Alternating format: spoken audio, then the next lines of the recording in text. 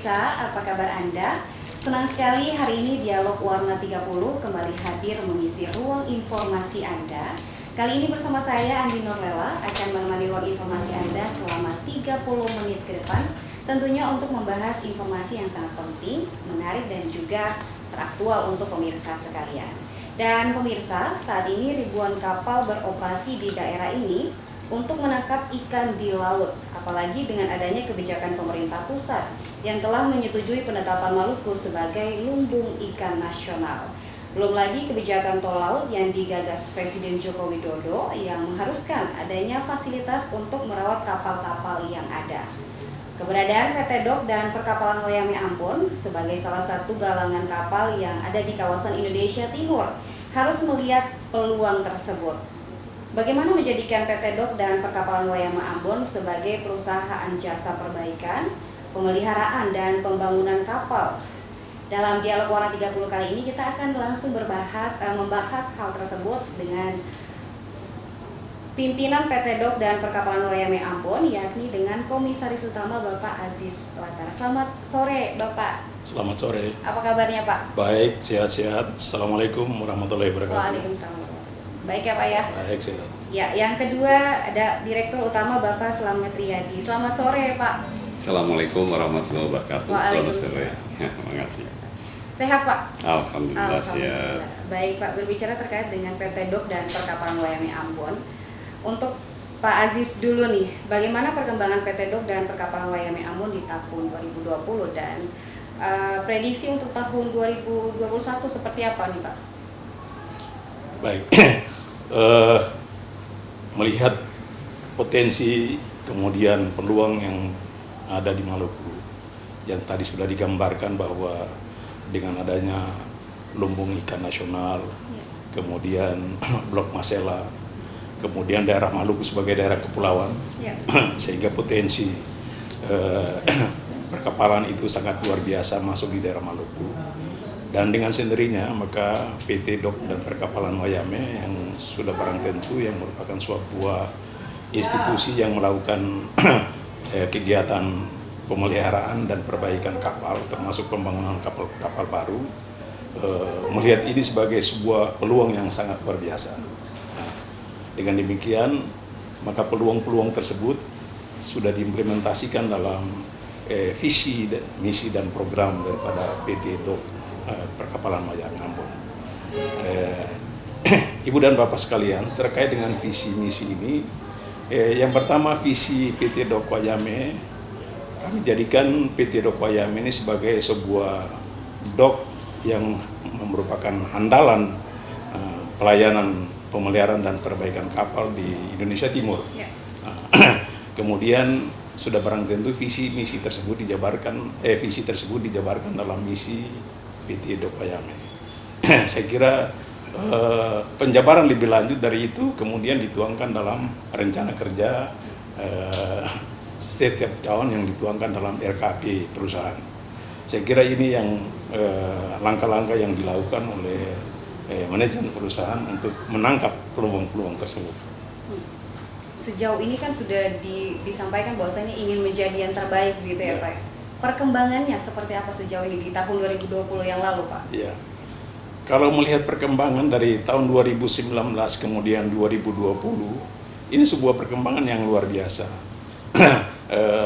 Tahun 2020 ini target semula hanya 42 ya yang kita targetkan.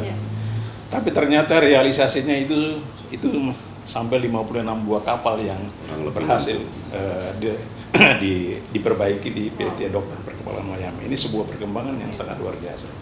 Ya, ini dari segi keuangan dan lain-lain nanti akan dijelaskan oleh Pak Direktur. Ini kan di luar ekspektasi, bisa dikatakan di tahun lalu itu di luar ekspektasi. Untuk prediksi tahun 2020 kira-kira seperti apa nih prediksinya? Apakah nanti bisa melebihi yang tahun lalu ataukah seperti apa Pak? Saya kira kalau dari tren perkembangan dari 2019 kemudian 2020 itu sebuah peningkatan 130% dari target 2019, maka kita estimasikan bahwa nanti pada tahun 2021 itu kurang lebih antara 80 sampai 90 kapal akan masuk di PT Dok dan Perkapalan Wayame. Wow, terbilang cukup. Antara 80 sampai 90 itu buah kapal yang akan ditargetkan masuk di sini. Nah, dengan demikian maka sudah barang tentu PT Dok dan Perkapalan Wayame sudah harus melakukan langkah-langkah persiapan dan antisipatif untuk menjawab target tersebut. Baik, berarti ditargetkan jauh lebih besar. Ya. Untuk Pak Slamet dulu nih Pak, untuk prospek sejauh ini dapat dijelaskan bagaimana dengan customer yang ada Pak untuk tahun 2021 dulu? Jadi gini, jadi pencapaian tadi sudah disampaikan Pak Komut bahwa ekspektasi untuk perkembangan khususnya perbaikan kapal di wilayah Maluku ini sangat cukup signifikan karena memang kita jemput bola karena kita punya program namanya on time delivery. Jadi artinya kecepatan dalam waktu pemeliharaan itu. Jadi diharapkan customer ini sangat puas sehingga segera di lintasan mereka segera dioperasikan. Nah, persiapan itulah yang kami ada persiapkan bahwa kita siapkan sumber daya. Sumber daya ada 3 yaitu masalah peralatan, material dan tenaga kerja. Tentunya dengan itu kami berusaha semaksimal mungkin untuk mempersiapkan sumber daya ini. Alhamdulillah dengan itu kita rata-rata kapal naik di atas dok hanya sekitar 10 sampai 12 hari. Sehingga customer ini saya puas dan kami juga memberikan semacam program semacam untuk survei awal membantu customer, khususnya sekarang kita sudah melakukan survei awal, pre-survei istilahnya ke kapal-kapal. Kita survei kerjasama dengan kru kapal sehingga kita mendapat informasi dan kita memberikan informasi yang lebih detail kepada customer masalah budgeting. Jadi dia terbantukan sekali untuk masalah itu sehingga mereka responsif terhadap kita.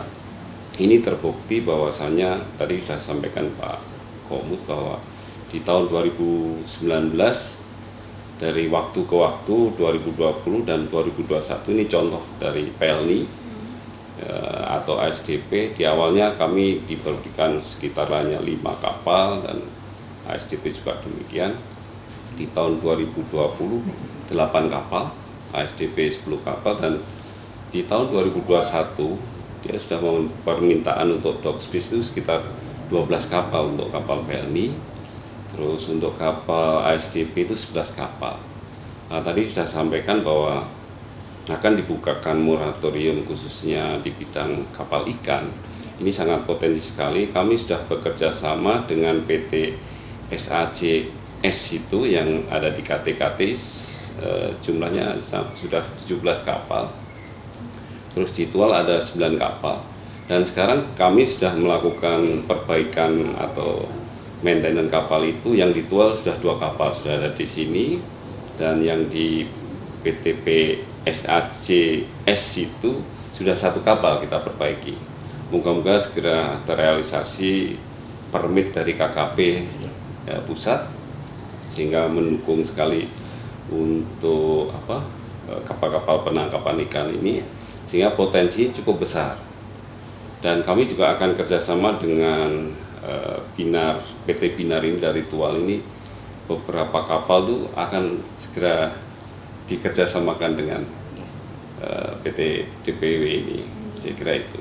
Baik, berarti sejauh ini sudah sangat banyak kontribusinya di daerah Maluku sendiri ya Pak untuk perkapalan. Ya, saya kira gini, saya akan terangkan bahwa sebetulnya kapal ini untuk maintenance itu ada regulasi. Kita dibantu regulasi bahwasannya setiap tahun khususnya kapal perintis maupun passenger atau penumpang itu harus naik dok karena suratnya mati.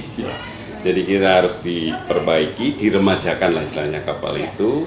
Setelah itu diuji coba, kapal dicoba akhirnya layak sehingga Sah Bandar atau KSOP mengeluarkan lah surat izin berlayar atau layak layar. Nah, itulah proses itu yang kami segera sambut karena memang potensi itulah yang menjadikan setiap kapal khususnya untuk itu tiap tahun naik dok.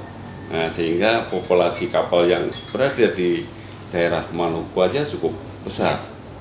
Bahkan tahun ini kapal-kapal yang di sebelah timur Merauke ini sudah di tempat kami ada nanti 4 kapal untuk tahun ini. Jadi justru kita itu jualan kecepatan, istilahnya on time delivery. Saya kira itu ya.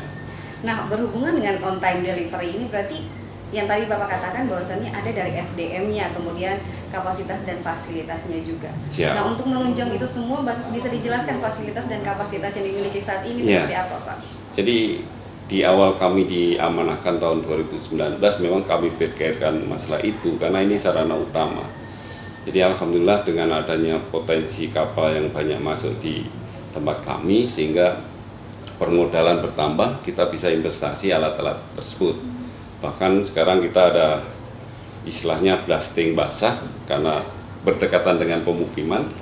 Kita harus blasting basah jadi ramah lingkungan. Yang kedua kita sekarang sudah punya alat angkat yang mobil crane dengan kapasitas 15 ton dan kemarin kita juga mendatangkan airbag karena alat utama kita itu airbag. Jadi airbag kita datangkan dari Cina sana. Sudah 15 jumlahnya.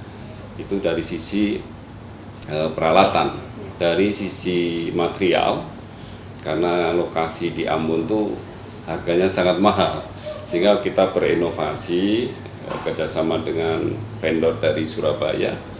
Ini bahan baku khususnya plat, pipa, siku itu sudah display dari Surabaya secara kontinu termasuk material-material yang lain dan harganya juga murah. Kami diberi kelonggaran untuk kerjasama itu. Yang ketiga kalinya untuk masalah SDM kita kemarin sudah MOU dengan PLK Ambon ya Pak Komut, ini atas arahan Pak Komut. Jadi kita kerjasama itu supaya untuk mempersiapkan ke depan tenaga-tenaga yang terampil khususnya untuk bisa mensupport kami untuk aktivitas tersebut. Saya kira itu sementara yang bisa saya sampaikan.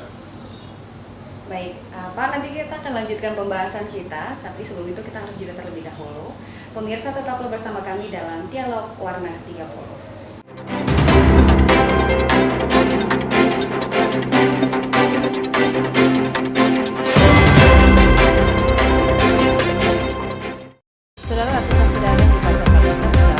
Beragam berita terupdate dan terpercaya dari berbagai wilayah di Maluku dan Maluku Utara kami kemas untuk saudara.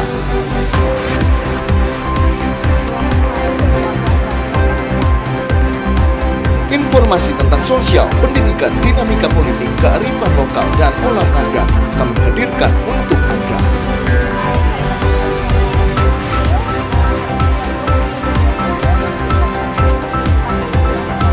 Saksikan Maluku hari ini setiap hari pukul 19.00 waktu Indonesia Timur hanya di TVRI Stasiun Maluku, media nomor 1 bangsa.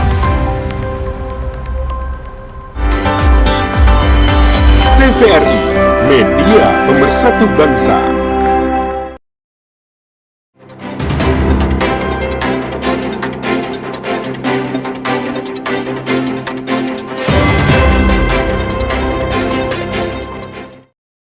Pemirsa, terima kasih Anda masih bersama kami dalam Dialog Warna 30. Nah, kita masih membahas terkait dengan dok dan perkapalan Wayame Ambon.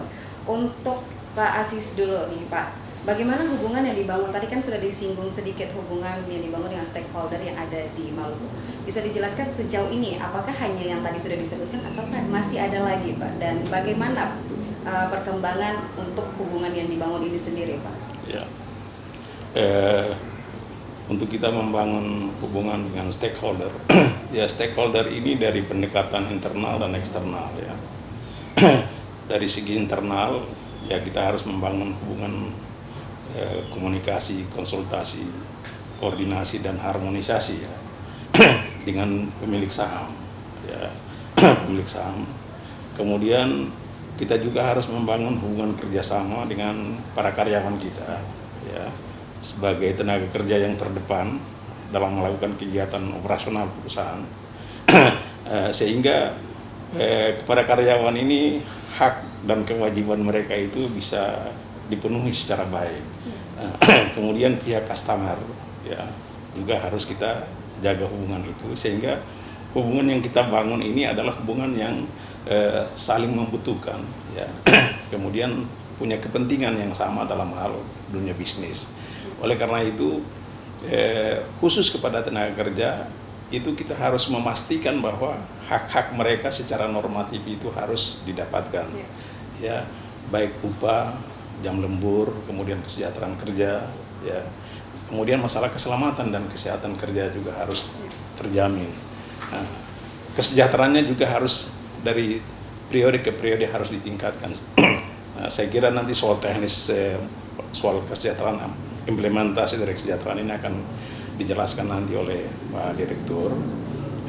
Kemudian dari pihak penyalur ya, penyalur bahan baku ini juga kita harus kerjasama yang baik sehingga kebutuhan-kebutuhan kita itu bisa terpenuhi secara cepat dan tepat sesuai dengan kebutuhan. Saya kira ini yang perlu kita jaga.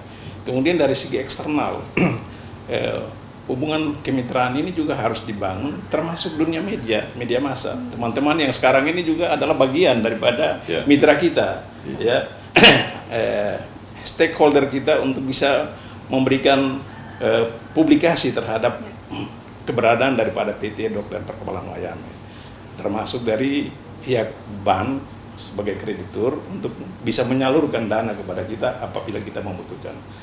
Ini kira-kira yang hubungan-hubungan ini yang perlu kita bangun terus, kita harus pelihara sehingga dalam konteks hubungan saling membutuhkan untuk membangun kepentingan yang sama, saling mengisi, maka konsultasi, koordinasi, komunikasi dan harmonisasi itu sangat dibutuhkan. Baik. Tadi sudah disinggung sedikit stimulusnya untuk para pekerja supaya lebih giat adalah upahnya disamaratakan dengan apa yang mereka kerjakan. Begitu ya Pak ya? Baik, untuk Pak Slamet, tadi saya sedikit sudah singgung terkait dengan fasilitas yang dikatakan bahwasanya itu semuanya diekspor atau dibeli dari diimpor dari daerah luar. Masih dalam Indonesia tapi dari luar Ambon ya Pak ya, karena perhitungan harga dan kualitasnya juga. Nah, untuk kualitas pekerjanya sendiri Pak, sejauh ini dapat dijelaskan seperti apa Pak? Jadi di bidang perkapalan ini memang teknologinya harus kuat, kita mengikuti perkembangan zaman ya. Ya artinya kita bekerja sama tadi dengan BLK untuk keterampilan dan kita sendiri juga semua tenaga kerja ini kita sertifikasikan. Contohnya seorang welder itu harus bersertifikat kelas karena memang itu regulasi menyatakan demikian dan ini sudah diakui oleh birokrasi Indonesia khususnya di cabang Ambon. Ya. Jadi itulah yang kita wujudkan. Tadi kita bisa lanjut ya. Jadi tadi saya sampaikan Pak Komut bahwa khususnya untuk tenaga kerja ya, kita alhamdulillah dengan pencapaian kemarin tahun 2019 akhirnya kita bisa naikkan gaji dan ada semacam tiap bulan kita kasih sembako. Jadi artinya untuk taraf kesejahteraan karyawan ini bisa terpenuhi. Mereka sudah kita kasih sembako dan khususnya di pas waktu pandemik ini kita juga mengeluarkan extra boarding baik untuk vitamin, susu dan lain sebagainya. Inilah yang kita harus jaga dalam kondisi begini Pak. Sudah saya sampaikan Pak Kumut, kita ada ekstra karena memang aset utama adalah tenaga kerja. Kalau tenaga kerja sehat ya bisa berkontribusi terhadap perusahaan, saya kira itu. Baik, dari sisi kesejahteraan ekonomi, vitamin, kemudian stamina sudah disiapkan. Apakah sejauh pengoperasionalan saat ini adakah kendala yang ditemukan Pak?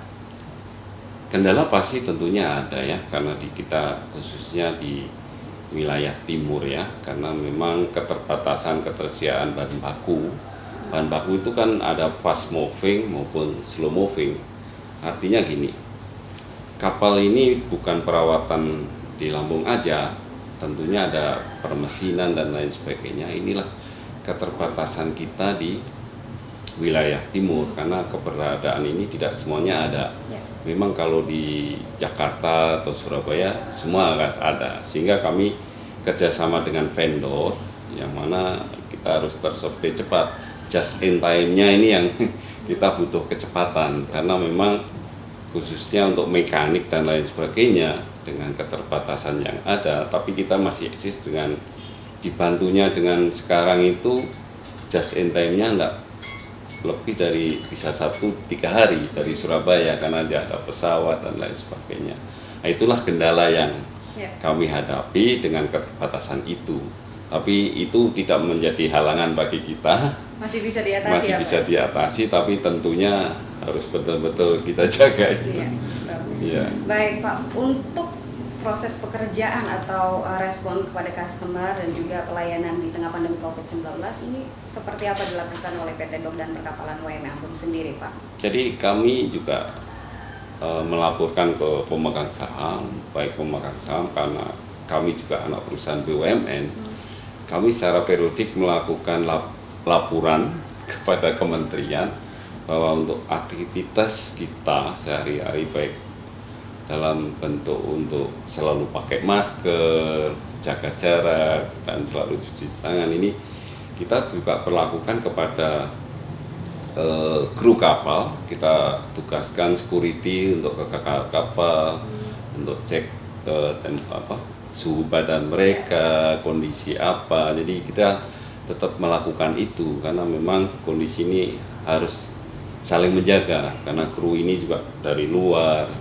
Kita tetap melakukan hal-hal yang sama dan himbauan-himbauan tetap kita lakukan bahwa mereka harus selalu safety, pakai masker. Memang dalam proses kerja di dunia perkapalan sudah terbiasa pakai masker, sudah terbiasa karena memang itu merupakan safety. Apalagi kondisi pandemik ya sudah terbiasa. Terbiasa ya, Pak. Iya, karena contoh aja aktivitas pengelasan. Nah, ini kan harus pakai masker dari pengamanan, bahkan sarung tangan dan lain sebagainya. Jadi ini sudah terbiasa, apalagi semacam ini. Jadi tapi kita tetap intent lah terhadap himbauan itu supaya semua itu sehat semuanya. Berarti sejauh ini aman, sama saja dengan penerapan sebelum pandemi, cuma di tengah pandemi COVID-19 lebih intens lah kita. Ya, protokolnya lebih intens lagi. Baik, kita ke Pak Aziz dulu. Pak, bagaimana melihat penerapan prinsip tata kelola perusahaan dalam menjalankan aktivitas sejauh ini, Pak? Ya, prinsip tata kelola perusahaan itu yang pertama yang kita harus pegang teguh adalah kepatuhan perusahaan untuk melakukan aturan-aturan yang merupakan payung hukum. Nah, ya. Sehingga aturan-aturan yang terkait dengan bisnis, hubungan kerja dengan karyawan, pihak customer, ya, kemudian pemegang saham dan lain-lain sebagainya ini harus dipegang sesuai dengan aturan yang ada, baik itu dalam anggaran dasar perusahaan maupun undang-undang dan aturan turunannya. Sehingga dengan demikian inilah yang merupakan pijakan kita untuk melakukan sebuah aktivitas. Kemudian dari segi tata kelola perusahaan ini juga harus kita menjaga prinsip-prinsip tata kelola perusahaan yang baik, good corporate governance. Ini juga harus sudah harus terus-menerus digerakkan sehingga di dunia bisnis itu harus terbiasa dengan tata kelola perusahaan yang baik, ya, soal transparansi, ya, bagaimana mengelola perusahaan, akuntabilitas, ya, dan lain sebagainya. Ini harus juga terus didorong. Sehingga dengan demikian inilah merupakan sebuah rentetan, ya, dalam mengukur tata kelola perusahaan yang baik. Kemudian yang ketiga, di samping menjaga hubungan, ya, dengan pihak internal maupun eksternal, juga kita harus memberikan sebuah pelayanan yang maksimal kepada customer. Dengan demikian sehingga ada kepuasan, ya, untuk bisa selalu bertahan dengan pelayanan-pelayanan yang dimiliki dan diterima oleh customer. Kira ya. Berarti sejauh ini yang diutamakan adalah pelayanan yang prima, ya, untuk para pelanggan atau customer yang ada, ya, Pak, ya. Baik Pak, saya penasaran untuk Pak Slamet yang tadi dikatakan bahwasannya setelah dilakukan pengecekan kemudian diberikan surat untuk akhirnya kapal itu bisa lagi kembali beroperasi.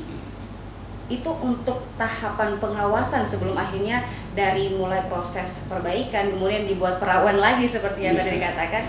Bagaimana pengawasan dan monitoring dilakukannya Pak? Monitoringnya seperti apa? Jadi gini, memang namanya proyek ya. Ya.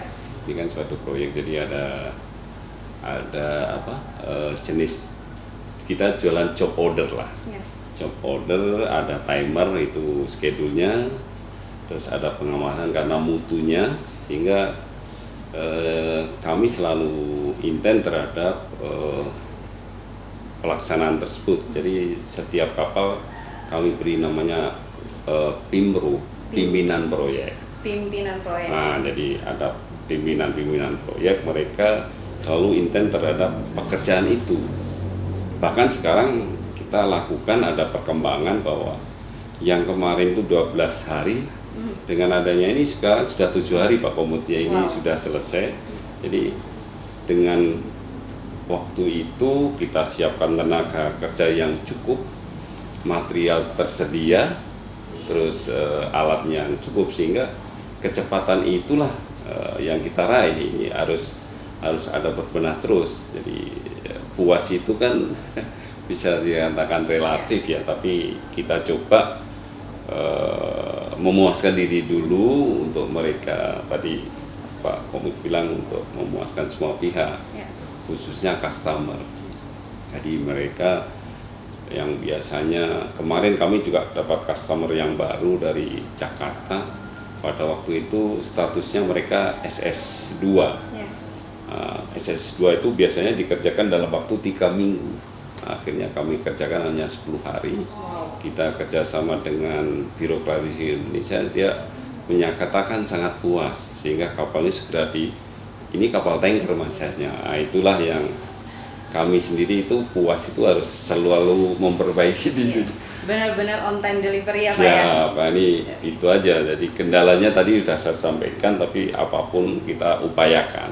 Ya, baik. Ya, saya kira itu. Sejauh ini pelayanan sudah sangat prima, sudah sangat fast on delivery juga ya Pak ya. Kayak ini juga menjadi kepuasan tersendiri, baik dari PT Dok sendiri maupun customer juga diperhatikan kepada. Baik. Pak, nanti kita akan lanjutkan pembahasan kita, tapi sebelum itu kita harus jeda terlebih dahulu. Pemirsa, tetaplah bersama kami dalam Dialog Warna 30.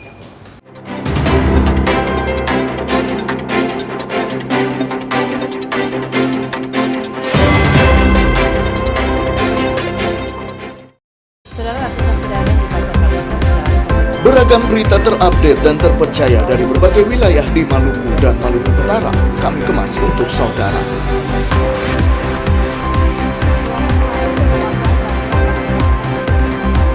Informasi tentang sosial, pendidikan, dinamika politik, kearifan lokal, dan olahraga kami hadirkan untuk Anda.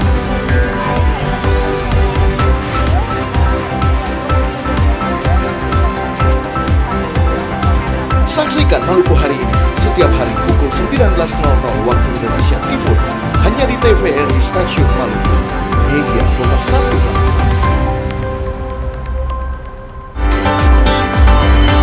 TVRI, media pemersatu bangsa.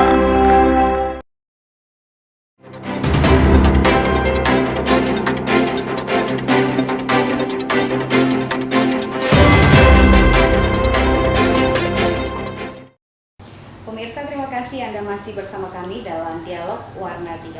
Masih bersama Pak Aziz dan juga Pak Slamet. Baik Pak, baik untuk Pak Aziz, Pak, untuk kedepannya, pengembangan ke depan untuk PT Dok dan Perkapalan Wayame Ambon ini dapat dijelaskan garis besarnya seperti apa Pak? Ya, saya kira dari peluang-peluang tadi maka sudah barang tentu harus ada persiapan-persiapan untuk pengembangan. Baik persiapan menyangkut dengan peralatan, ya, fasilitas docking, ya, kemudian persiapan tentang masalah ketenaga kerja SDM kita, sehingga tadi sudah dikatakan oleh Pak Dirut bahwa kita sudah melakukan kerjasama dengan BLK Ambon untuk bagaimana kita mempersiapkan tenaga kerja SDM yang unggul, sehingga prospek ini tidak bisa dibiarkan begitu saja karena kita sudah siap ya, baik dari segi SDM-nya ya, dari segi peralatannya, kemudian peluang-peluang pasar ya, kemudian dan lain-lainnya harus kita persiapkan. Nah, sehingga saat ini itu sementara ada berjalan ya proyek pengembangan ya, penambahan 3 jalur docking yang dilakukan secara swakelola, sehingga mudah-mudahan fasilitas yang tadinya kita beli sekarang ini ada 5 fasilitas docking, kemudian akan nanti bertambah 3. Jadi sehingga 1 bulan bisa 8 kapal. 8 kapal. Jadi satu kali naik itu 8 kapal yang naik. Jadi kalau satu kali naik 8, lalu kalau dihitung saja setiap bulan kira-kira berapa itu. Sebetulnya kalau dihitung secara kasar itu bisa melebihi ya, ratusan kapal yang bisa masuk. Tapi kita juga memperhitungkan faktor-faktor lain. Nah, sehingga target kita tidak terlalu maraton ya, secara bertahap. Yang penting ada peningkatan dari tahun ke tahun. Ini sebuah inisiatif dan sebuah kreativitas yang sungguh sangat luar biasa ya. Saya sangat menaruh sebuah simpati kepada pihak pengelola, dalam hal ini Pak Direktur dengan para stafnya, melakukan langkah-langkah yang sudah antisipatif untuk menyambut peluang-peluang itu. Nah, saya kira itu yang bisa kami sampaikan. Gitu ya Pak ya. Jadi sejauh ini setelah perbincangan kita kurang lebih 30 menit saya sudah paham bahwasannya PT Dok dan Perkapalan WMI Ambon ini benar-benar on time delivery. Jadi kedepannya semakin diperbaiki dari target 3 minggu sampai akhirnya jadi 10 hari, itu suatu pencapaian yang luar biasa. Boleh Pak untuk closing statement harapannya Bapak? Boleh langsung Pak. Baik,